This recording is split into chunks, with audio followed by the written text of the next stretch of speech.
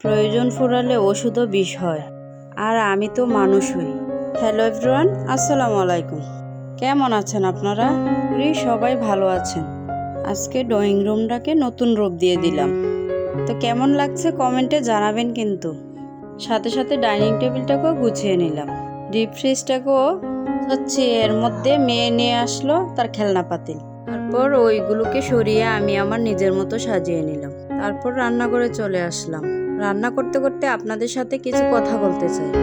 আমার যত প্রিয় আপু ভাইয়ারা রিকোয়েস্ট করব, তারা ভিডিওটি ক্লিক করেছেন, এখনও একটি পছন্দের লাইক দেননি, প্লিজ একটি লাইক দিয়ে ভিডিওটি কন্টিনিউ করবেন।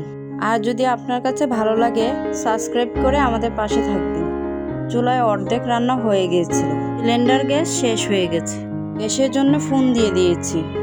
গ্যাস আসতে আসতে চুলায় একটা মাছ দেব, পানি দিয়ে গুলিয়ে নিচ্ছি। তারপর আমিও দিয়েছি, আমার ছোট মেয়েকে মেজো মেয়েকেও দিয়ে দিয়েছি। 20 মিনিট রাখবো, তারপর গোসল করিয়ে দেব।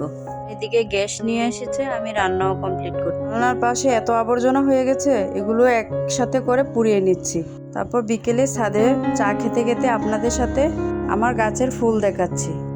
আকাশটাও অনেক সুন্দর লাগছে, তাই একটু ভিডিওতে ক্যাপচার করলাম। ছাদ থেকে নেমে বাজারে চলে গেলাম। অনেক দিন ধরেই ভাবতেছিলাম একটা ব্রেসলেট কিনবো, তো নিয়ে আসলাম। কেমন লাগছে আমাকে? তাহলে এই পর্যন্তই। আল্লাহ হাফেজ, ভালো থাকবেন সবাই।